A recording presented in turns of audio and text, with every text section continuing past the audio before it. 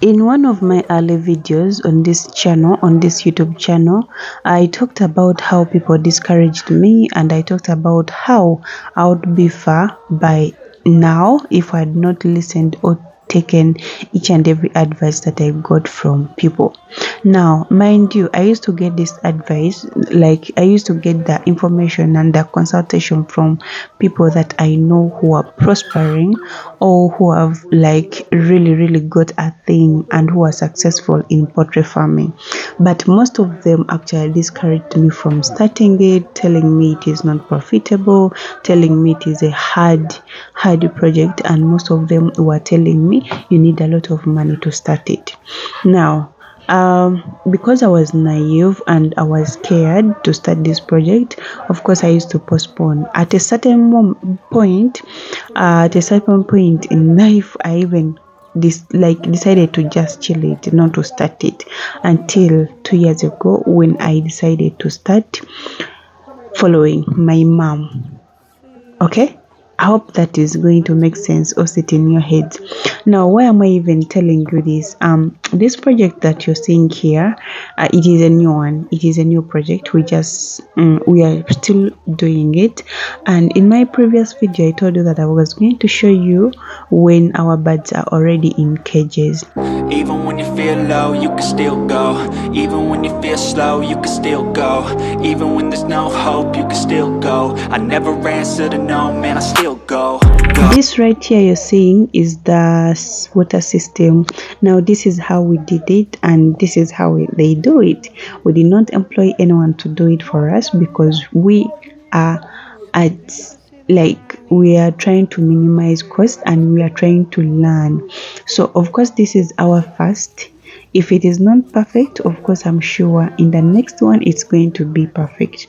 You've seen that the chicken coop, or you're going to be seeing the chicken coop, and then the process. So you're going to be seeing how we are doing it, how we connect it, and all that. Of course, if you're there and you want help or you need help, you can inbox me. I do charge a small fee for consultation, okay? But this is what I wanted to show you. Now, one of the reasons, I'm going to tell you one of the reasons as why we are shifting to cages, or we are building cages. I saw someone asking me why we are shifting to cages, that I'm actually torturing the birds of Anzimalaki and Mirembe. Now, people have got different reasons, okay? Reason number one, we want to minimize on the cost of workers and the number of workers. Right now, we do not have many workers on the farm, but we don't also want to employ a lot. Why?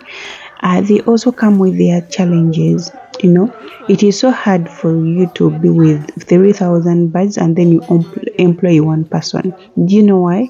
Because actually this is our other coops. This one Twajamu Nkoko, it will take calmly, and then there is another one here. I think you can see them. It has also another batch. This one is empty, and we are planning or thinking of course, turning it into cages too. So this is us. You may be wondering, how are we doing it? We have a collective effort group. That is me and my two brothers, that the one that you're seeing in the background. Of course, sometimes our mother also helps us. So this was us. Of course, in the previous video, nabagamba ngenda balaga enkoko nga zili mu cages, and ladies and gentlemen, our birds are in the cages. Now, one of the materials, before I talk about why we are shifting to cages, material gwetaaga olabanga wabiraba wanene byonna bili important. Now this is the mesh that we are using because ziyambako enkoko standing well, and then it prevents the birds from entering, because you know the birds bring diseases. Okay, they cannot be sharing the same food with your birds because they move a lot and they eat from different areas and all that. So this is another row or column that we've worked on, and then now we are working on the middle one. In the middle, they are going to be two, but they are going to be together. Over there called intertwined. I don't know, they are going to be two. Of course, I will be showing you the process. So the other column or row, it is of course already done. Now, before that, let's talk about why we are shifting to cages. I think you can see the quality of our eggs. They are big. You guys, they are big. Almost affecting an ingoko. Now, look at this one with blood. Anyways, I'm going to talk about the reasons as why we are shifting to cages, because I saw many people were concerned. You have land. Why are you squeezing them? Why don't you let them play?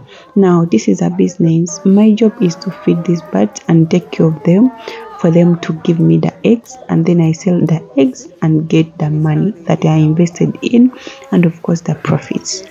Now, another thing, we cannot be building, we cannot maybe take 2 acres or 1 acre building chicken houses if you have the ability to build cages. Now, one reason is to minimize cages, like, sorry, space. Now, cages to minimize space, because in a space where it accommodates 500, in a free range Coop where it can accommodate 500, you can actually put cages and then it accommodates like 900 birds. Which one would you go for? Of course, the cages, if you have the ability and if you feel like it's going to be easier or okay for you to go for it, you choose the cages. So number one is to minimize space or to sell space. Number two, it is to minimize costs. Now, in terms of labor or workers or employing workers, one of the reasons why most farmers fail, chicken farmers fail, is because they have many workers on their farms, not because they want to, but it is required somehow. Now, in for example, in a situation where someone has 3,000 birds, you cannot employ one person to do that for you or to help you. You cannot. You're going to be, at least you're going to be required to have a minimum of Echitonenyo, it will be 3 workers.